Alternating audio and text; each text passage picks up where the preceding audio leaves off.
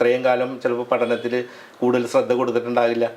പരീക്ഷ വളരെ അടുത്തു, അച്ഛനമ്മമാർ ടീച്ചേഴ്സൊക്കെ ഈ കുട്ടിയുടെ അടുത്ത് നീ എടുക്കണമെന്ന് പറഞ്ഞാൽ അവൻ്റെ ബോധ മനസ്സിലേക്കാണ് ചെല്ലുന്നതെങ്കിൽ അവൻ പറയും പിന്നെ അതെങ്ങനെയാണ് സാധിക്കുക.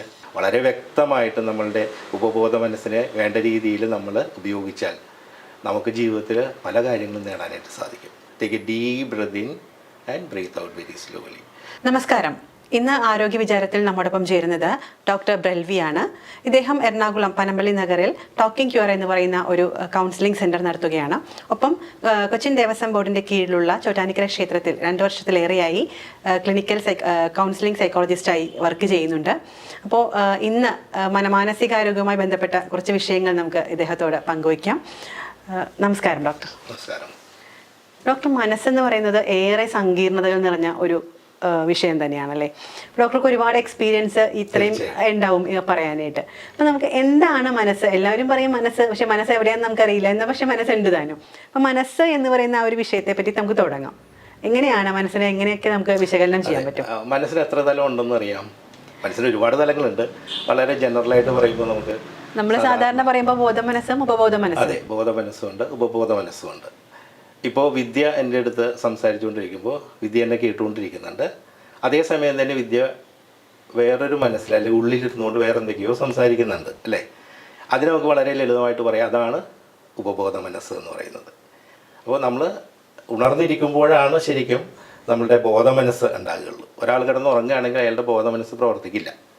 പക്ഷേ 24 മണിക്കൂറും പ്രവർത്തിക്കുന്ന ഒന്നാണ് ഉപബോധ മനസ്സ് എന്ന് പറയുന്നത്. ഈ ഉപബോധ മനസ്സിന് ഒരുപാട് കഴിവുകളുണ്ട്. ഇപ്പോൾ ജോസഫ് മർഫി എന്ന് പറയുന്ന ആളുടെ പുസ്തകത്തിൽ the power of sub conscious mind എന്ന് പറയുന്ന പുസ്തകത്തിനകത്ത് വളരെ വ്യക്തമായിട്ട് നമ്മളുടെ ഉപബോധ മനസ്സിനെ വേണ്ട രീതിയിൽ നമ്മൾ ഉപയോഗിച്ചാൽ നമുക്ക് ജീവിതത്തിൽ പല കാര്യങ്ങളും നേടാനായിട്ട് സാധിക്കും.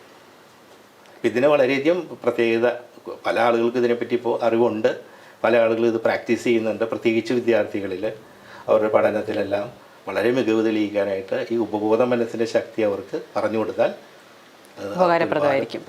ഡോക്ടർ, അങ്ങനെയാണെങ്കിൽ ഇപ്പോൾ ഒരു എക്സാം ടൈമൊക്കെയാണ്, ക്രിസ്മസിൻ്റെ ടൈമാണ്, അപ്പോൾ എക്സാം ടൈമാണ്.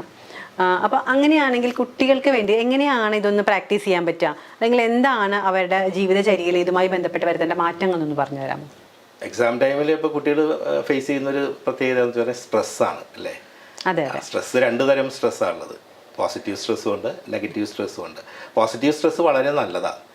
സ്ട്രെസ് എന്ന് പറയും, EUSTRESS. അത് പോസിറ്റീവ് സ്ട്രെസ് നല്ലതാണ്. ഇപ്പോൾ പരീക്ഷയ്ക്ക് 1 മാസം മുൻപ് അല്ലെങ്കിൽ 2 മാസം മുൻപ് എനിക്ക് 2 മാസത്തിന് ശേഷം പരീക്ഷ എഴുതണം എന്ന് ആഗ്രഹിക്കുന്ന ഒരു കുട്ടിക്ക് പെട്ടെന്നൊരു പോസിറ്റീവ് സ്ട്രെസ് നല്ലതാണ്. ആ പോസിറ്റീവ് സ്ട്രെസ് ഉണ്ടെങ്കിൽ ആ സമയത്തിനുള്ളിൽ അവന് പഠിക്കേണ്ട കാര്യങ്ങൾ മുഴുവനും പഠിക്കാനും പരീക്ഷ എഴുതാനായിട്ട് മാനസികമായിട്ട് തയ്യാറെടുക്കാനായിട്ട് പറ്റും. പക്ഷെ പലപ്പോഴും സംഭവിക്കുന്നതെന്ന് വെച്ചിട്ടുണ്ടെങ്കിൽ കുട്ടികൾ പലരും ഡിസ്ട്രെസ്സിലേക്കായി പോകുന്നു. ഒരുപക്ഷെ പോസിറ്റീവായിട്ട് ഉപയോഗിക്കാൻ പറ്റുന്നില്ല എന്ന് പറഞ്ഞാൽ ഒരുപക്ഷെ ഇത്രയും കാലം ചിലപ്പോൾ പഠനത്തിൽ കൂടുതൽ ശ്രദ്ധ കൊടുത്തിട്ടുണ്ടാകില്ല.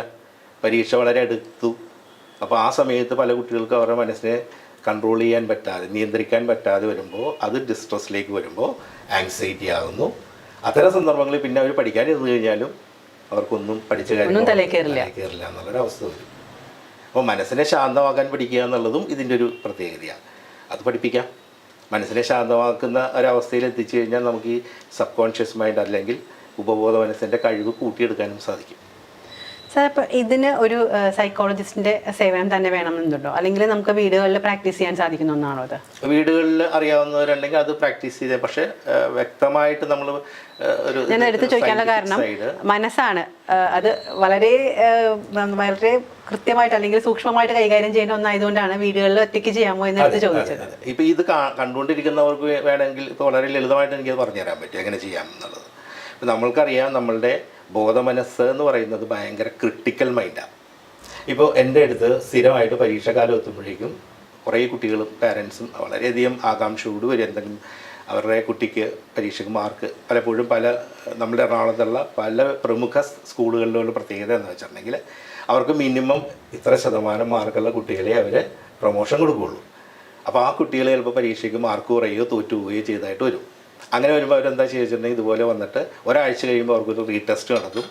അതിനവർക്ക് മാർക്ക് ഇത്ര ശതമാനം ഉണ്ടെങ്കിൽ അവർക്ക് അത് പ്രൊമോഷൻ ആവുകയുള്ളൂ. ഈസിയായിട്ട് നമുക്ക് എൻ്റെ ലൈഫിൽ എനിക്ക് ഒരുപാട് അനുഭവമുള്ളതാണ്. അത്തരം കേസുകളിൽ ഞാൻ ഈ ചെയ്യുന്നത് അവരുടെ ഉപബോധ മനസ്സിൻ്റെ ശക്തി അവർക്ക് മനസ്സിലാക്കി കൊടുക്കുന്നു എന്നുള്ളതിൽ എന്ന് പറഞ്ഞാൽ നമ്മൾ ആവർത്തിച്ച് പറയുന്ന കാര്യങ്ങളൊക്കെ എവിടെ പോയി വീഴും? ഉപബോധ മനസ്സിൽ ചെന്ന് വീഴും.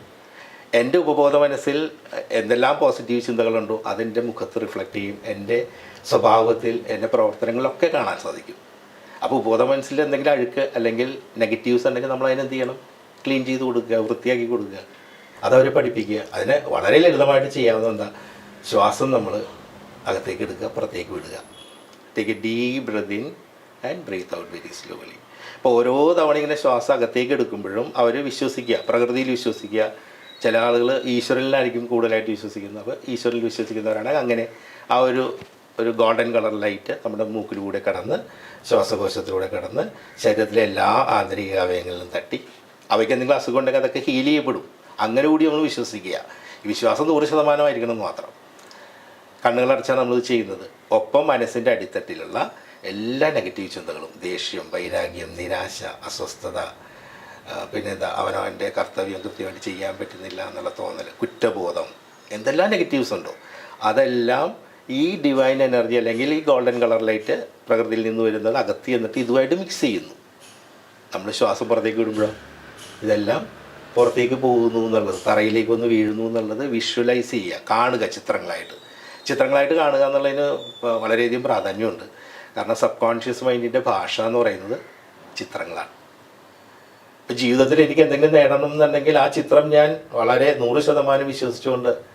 അത് ശരിയാണ്. നമ്മൾ എന്തെങ്കിലും ഈ പറയുന്ന പോലെ ഉള്ളിൽ ചിന്തിക്കുമ്പോൾ നമ്മളെ പിക്ചറൈസേഷനാണ് എപ്പോഴും വരിക.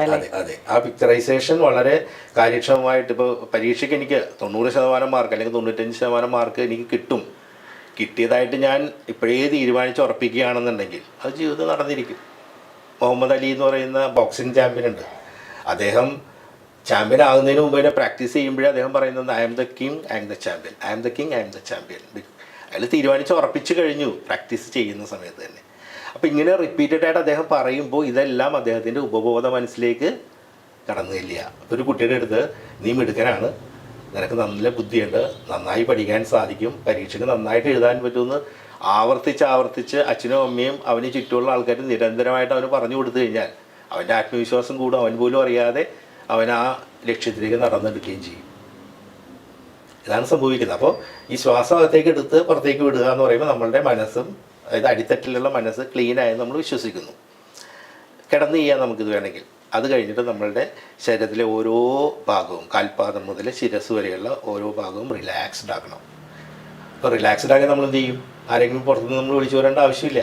കാരണം നമ്മുടെ ശരീരത്തിലുള്ള എല്ലാ മസിലുകളും വോളണ്ടറി മസിൽസാണ്. സ്വയം റിലാക്സ് ആകാൻ കഴിവുള്ള മസിലുകളാണ് നമ്മുടെ ശരീരത്തിലുള്ളത്. അപ്പോൾ നമ്മുടെ മനസ്സൊന്ന് സ്കാൻ ചെയ്യുന്ന പോലെ ആ ഭാഗത്തേക്ക് എന്നാൽ മതി. കാൽപാദങ്ങളിലേക്ക് ചെല്ലുക, ആ ഭാഗത്ത് എല്ലാ മസിലുകളും റിലാക്സ്ഡ് ആകുന്നു. ഇങ്ങനെ കാൽപാദം മുതൽ ഓരോ ഭാഗത്തും ഇങ്ങനെ, പ്രത്യേകിച്ച് ഗൈഡഡ് മെഡിറ്റേഷൻ പോലെ ഒക്കെ ആണെങ്കിൽ ഒരാൾ പറഞ്ഞു കൊടുക്കുമ്പോൾ, അതൊക്കെയാണ് കൗൺസിലിംഗ് സെൻറ്ററിൽ വരുമ്പോഴുള്ളൊരു ഗുണം. പറഞ്ഞു കൊടുത്ത് മനസ്സിലാക്കുന്നു. ഇതറിയാവുന്ന അച്ഛനമ്മമാരുണ്ടെങ്കിൽ അത് ചെയ്താൽ മതി. എന്നിട്ട് ആ ശിരസ് വരെയുള്ള ഭാഗം പൂർണ്ണമായിട്ട് റിലാക്സ്ഡ് ആകുമ്പോൾ നമ്മൾക്ക് കോൺഷ്യസ് മൈൻഡ്, നമ്മളുടെ ബോധ മനസ്സ് ഏകദേശം അതിൻ്റെ പ്രഭാവം കുറയും. സബ് കോൺഷ്യസ് മൈൻഡ് ആക്റ്റീവ് ആകും. അവിടേക്ക് എത്ര പോസിറ്റീവ് ആണെങ്കിൽ പറഞ്ഞു. ഞാൻ ഇന്ന് തുടങ്ങി എനിക്ക് പഠിക്കാനായിട്ടുള്ള താല്പര്യം വർദ്ധിച്ചു വരുന്നു. എൻ്റെ ആത്മവിശ്വാസം കൂടുന്നു. പരീക്ഷാ ഹാളിൽ പോകുന്ന അതിനെപ്പറ്റി ആലോചിക്കുമ്പോഴേ എനിക്ക് ആത്മവിശ്വാസം കൂടുന്നു. ഞാൻ പഠിച്ച ഭാഗത്ത് മാത്രമേ പരീക്ഷയ്ക്ക് ചോദ്യങ്ങൾ വരുന്നുള്ളൂ എന്നൊക്കെ ഇങ്ങനെ പറയുക. അല്ലെങ്കിൽ എൻ്റെ വിജയത്തിൽ എൻ്റെ അച്ഛനും അമ്മയൊക്കെ സന്തോഷിക്കുന്നത് എനിക്ക് കാണാം. ചുറ്റുമുള്ളവരെന്നെ പ്രശംസിക്കുന്നു. ഇതൊക്കെ അവൻ വിഷ്വലൈസ് ചെയ്യാണ്. പഠിക്കുന്ന സമയത്ത് അവൻ്റെ ഒരു ഫോട്ടോ എടുത്തിട്ട് ആ ടേബിളിൻ്റെ മുൻപിലുള്ള മതിലൊന്ന് ഒട്ടിച്ച് വയ്ക്കുക. എന്നിട്ട് അവൻ ആരായിത്തീരണം എന്നുള്ള അവിടെ താഴെ എഴുതി വയ്ക്കുക. സ്ഥിരമായിട്ട് ഇത് കാണുമ്പോൾ ഈ ചിത്രം എവിടെ ചെല്ലണേ? സബ് കോൺഷ്യസ് മൈൻഡിലേക്ക്, ഉപബോധ മനസ്സിലേക്ക് ചെല്ലും. അത് അവരെ കൊണ്ട് മുന്നോട്ട് പോകാനായിട്ടുള്ള ഊർജ്ജം ഉണ്ടാക്കും, താല്പര്യം വർദ്ധിപ്പിക്കും. ഇതൊക്കെ ചെയ്യാവുന്നേ ഉള്ളൂ. ഇത് ദിവസവും പ്രാക്ടീസ് ചെയ്താലുള്ള ഗുണം എന്താ? ഇത് സ്ഥിരമായിട്ട് ഉള്ളിൽ കിടക്കും എന്ന് പറഞ്ഞാൽ നമ്മളിങ്ങനെ പുല്ല് പിടിച്ച് കാട് പിടിച്ച് നടക്കുന്ന ഒരു വഴിയിലൂടെ നമ്മളിങ്ങനെ 10 ദിവസം അടുപ്പിച്ച് നടക്കുമ്പോൾ അവിടെ ഒരു പാത്ത് വേ ഫോം ചെയ്യുന്ന പോലെ, ഒരു വഴി രൂപപ്പെടുന്നത് പോലെ നമ്മൾക്കവിടെ നമ്മളുടെ തലച്ചോറിൽ ഒരു ന്യൂറൽ പാത്ത് വേ ഉണ്ടാവും. അപ്പോൾ മനസ്സിനെ ശാന്തമാക്കാൻ കൂടി ഇതിനകത്ത് നമ്മൾ പഠിക്കുകയാണ്. കാരണം നമ്മളൊരു പ്രവർത്തനത്തിൽ ഏർപ്പെടുമ്പോൾ, ഒരു ബഹളത്തിൽ അല്ലെങ്കിൽ ആകെപ്പാടെ ബഹളം, അല്ലെങ്കിൽ നമ്മൾ കൂടുതൽ പ്രവർത്തിച്ച് കൊണ്ടിരിക്കുന്ന സമയത്ത് നമ്മളുടെ ബ്രെയിനിലെ വൈബ്രേഷൻ എന്ന് പറയുന്ന ബീറ്റയിലായിരിക്കുള്ളൂ. അതിനെ നമ്മൾ ആൽഫയിലെത്തിക്കുക. ഈ ആൽഫയിലെത്തിക്കുക എന്നുള്ളത് നമ്മുടെ ശരീരവും മനസ്സും ശാന്തമാക്കുന്ന അവസ്ഥയിൽ അതാണ്. ആ സമയത്ത് ആ കുട്ടി പോയി പഠിക്കാനിരുന്ന് കഴിഞ്ഞാൽ കൃത്യമായിട്ട് അവന് പഠിക്കാൻ സാധിക്കും. അപ്പോൾ എന്തിനാ ഇങ്ങനെ ഒരു ഉറങ്ങുന്നൊരവസ്ഥ എത്തിക്കുക എന്നുള്ളതിന് ഞാൻ നേരത്തെ പറഞ്ഞു, നമ്മളുടെ ബോധ മനസ്സെന്താ വളരെ ലോജിക്കൽ ബെൻഡുള്ള മൈൻഡാണ്. അതായത് ഒരാഴ്ച മുൻപ് പരീക്ഷ നടത്തിയപ്പോൾ എനിക്ക് ഇത്രയും മാർക്കേ കിട്ടിയുള്ളൂ, ഒരാഴ്ച കഴിയുമ്പോൾ ഇനി വീണ്ടും പരീക്ഷ നടത്തുമ്പോൾ എനിക്ക് 90% മാർക്ക് കിട്ടുമെന്ന് ഒരു കുട്ടി എങ്ങനെ വിശ്വസിക്കും?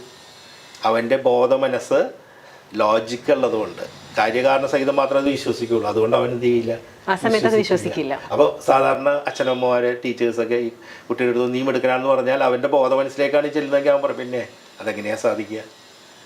അതേസമയം ഇതുപോലത്തെ ഒരു അവസ്ഥയിൽ അവൻ നിന്നുകൊണ്ട് അവൻ സ്വയം പറയുകയോ അല്ലെങ്കിൽ ആരാണ് ഇത് ചെയ്യിക്കുന്ന അവർ നിരന്തരമായിട്ട് പറഞ്ഞു കൊടുക്കുകയും ചെയ്യുമ്പോൾ അവനിലേക്ക് അവൻ പോലും അറിയാതെ സബ് കോൺഷ്യസ് മൈൻഡിലേക്ക് കാര്യങ്ങൾ എത്തുകയും അതവന് ജീവിതത്തിലെല്ലാം നേടിക്കൊടുക്കാൻ സാധിക്കും.